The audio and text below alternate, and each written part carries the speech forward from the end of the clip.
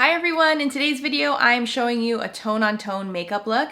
I'm sure a lot of you have heard the term tone-on-tone before, and if you're not sure about what it just means using the same tone throughout the makeup application. So in this video I'm choosing to work with pink tones, so I'm going to be using a pink on the eyes, I'm going to be using the same pink on the cheeks, and then I am tying the whole look together with a cool tone red lipstick. I wanted to do this video because this is one of my favorite looks to do. I love the color combination of red and pink, and this type of look is a really versatile look. Once you master it, you can use any color you like, whatever works with your model, whatever works with the job that you're doing. I originally created this look for a beauty story for Today's Bride magazine. It was pitched as a really modern take on bridal makeup, so you could use it for a bridal editorial, a beauty focus shoot, a macro shoot. There's lots of uses for this type of look. The idea is to keep everything well blended and pretty and soft. You can go with bright colors or more muted nude colors if you like. So it's a really multi-purpose look. The other reason I chose this look for this week's video is because the model that I was able to book suited this look really well. And that is something that you as makeup artists need to consider when you are creating looks for the models or people that you're working with. Our model this week, her name is Alexandra. So I wanted to show you her before photo and kind of talk you through why this look is suited to her face shape and some of her features. Alexandra's a young model. She's got that great contrast of the more fair skin with dark hair. So using a brighter color on her skin is really going to pop. The contrast of her darker, fuller brows with a bright color is also going to be something that's going to work well for the look. You can see that Alexandra has deep set eyes, so the wash of color that I'm going to be doing is really well suited to this eye shape. Sometimes a deeper set eye doesn't do well with something really heavy, dramatic, or cut crease, so a nice wash of color will work well with this shape. Also, the pink that I'm using in this video, it is a brighter color.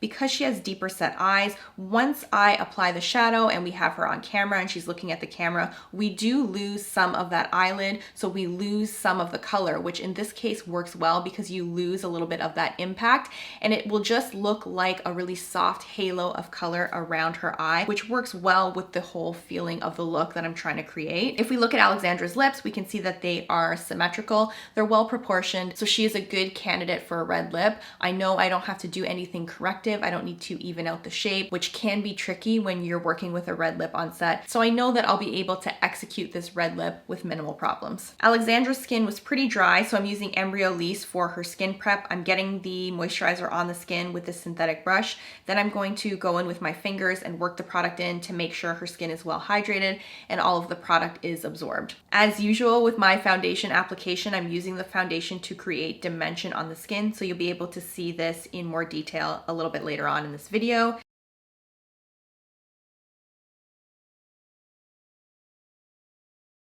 Starting with the eyes, I want to make sure that the eyes are primed well so the color really grabs onto the lid. I'm using MAC primer for this, making sure that the primer is all over the lid right up to the brow. Her brows are thicker and fuller, so I'm using the brow primer as a way to control the brow hairs. The technique that I'm using to get this on, just make sure that the primer gets on each brow hair, and then I'm going to brush this through to create a nice base for the brow powder duo that I'll be using to fill in her brows. I'm just being very careful about where I fill in her brows because her brows are already so thick, you don't want to fill them in too much because they can be quite overpowering and they won't look natural. So only filling in the brow where she needs it. I'm using MAC Studio Fix foundation as a base shadow over the primer, creating layers so that the pink shadow that I'm going to put on really goes on smoothly and the color picks up well. So you'll see a lot of layering to make sure that that pink tone stays true to color on camera.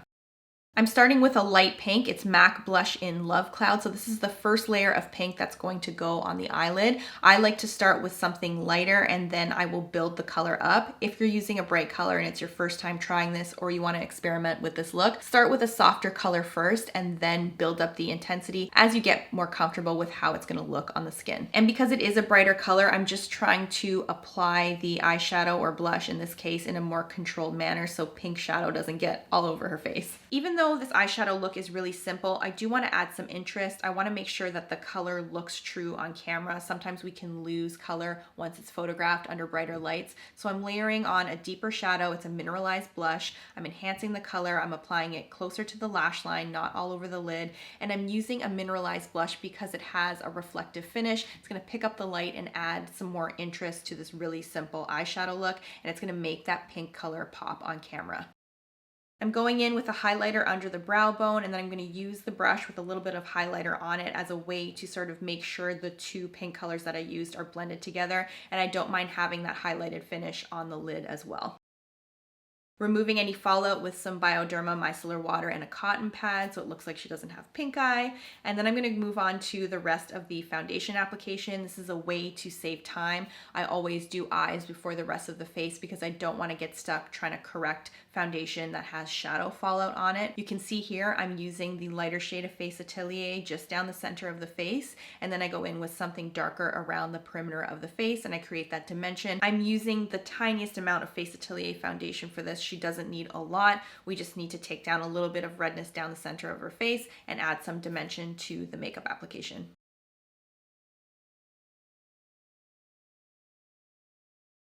I'm going in with MAC concealer and some corrector just to brighten up the inner corner of her eyes. The point of this makeup look is to look bright and pretty and soft. Less is more, so working with a concealer and corrector is my preferred method of correcting anything under the eyes. Everything has to look fresh on camera, and I don't want a ton of concealer to cake under her eyes for this look. Before I move on to the rest of the makeup, so the cheeks and the lips, I want to make sure to set the under eye concealer. Her skin is so perfect, the look has to be really fresh looking, so I don't want to leave the concealer unpowdered. I want to make sure to set it so nothing moves around, and then I don't have to waste time going back correcting things like that in my makeup application.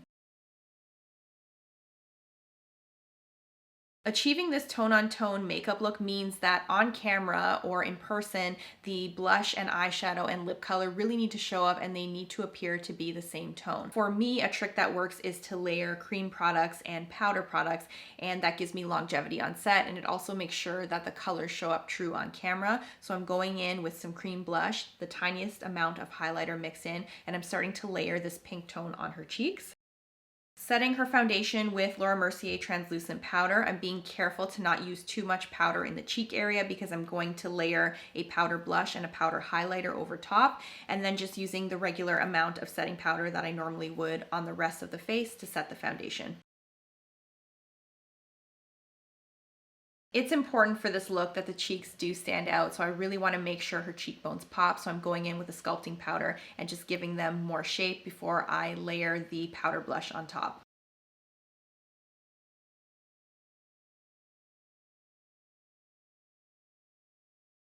Adding a final layer of blush to make those cheeks pop and to make the cheeks read nice and pink on camera. I just have to be very careful with this application because I don't want her looking like a baby doll or looking like she has rosacea or windburn, so just a very soft layer of this pink blush. She's got dark lashes already, so I want to emphasize that and bring that out even more. I'm using L'Oreal Voluminous Carbon Black Mascara right to the base of the lash, a couple coats. I do want to make sure that this look remains soft, so I'm not going to go in with any false lashes or individual lashes, and then making sure those brows stay in place with some Anastasia clear brow gel. The little details are really important for beauty shoots. You want to make sure things like brow hairs are in place and lashes aren't clumpy, so it's an important detail to make sure you don't forget in your makeup application. I'm going to start building this lip color, so it's really important to remember when you are working with red lipstick that you need to sometimes layer your reds so that the colors stay true on camera. I'm sure a lot of you have experienced applying a red lipstick. You put it on camera and it looks a lot brighter and lighter than what it looks like in real life. So this is why I like to go in and layer. So I'm starting with a lip liner. I'm using this lip liner as a guideline for my lipstick application, so I don't have to be too careful with it in terms of filling in the entire lip. I just need to make sure that the lip line is a nice clear guide of where I'm gonna go in with my lipstick. Then I'm starting with MAC lipstick in Russian Red. It's a matte lip color. Gonna make sure that everything goes on nice and evenly and that the color looks rich.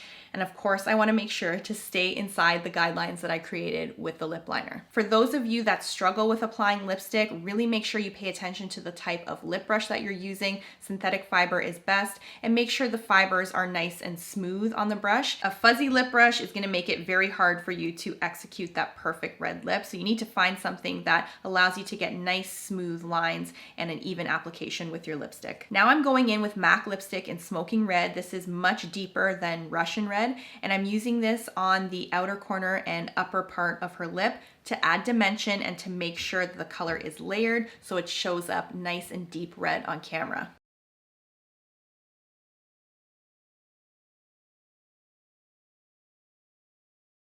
I'm finishing this look with some powder highlighter. It's just a nice, almost cool toned highlighter to complement the cool tones that are on her eyes and cheeks. And here's our final look. You can see that the pink is visible on the eyelids, on the cheek. The lips are a nice cool tone to balance everything out and bring the look together. The pink that I used on her cheeks is not overpowering. She doesn't look like a doll. She doesn't look like she has windburn.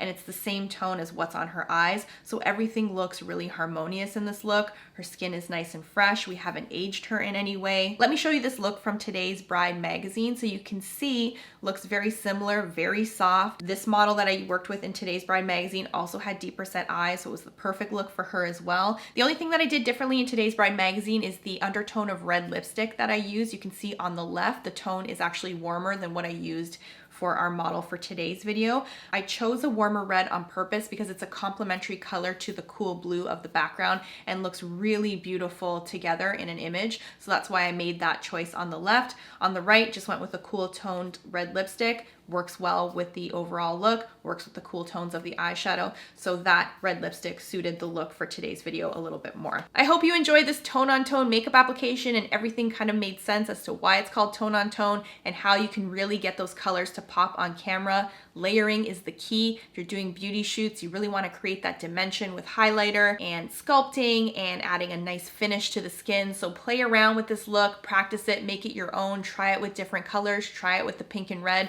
There's so many different uses for this type of makeup look, and it's great for your personal clients that maybe want just a pretty romantic look but might want a pop of color on the lips, or maybe they want the same look but more nude tones. This look is super versatile, so I would definitely recommend experimenting with it and practicing with it. And I hope you found this video helpful. If you have any questions, you can put them in the comments, and of course I will see you back here next Wednesday. Bye everyone.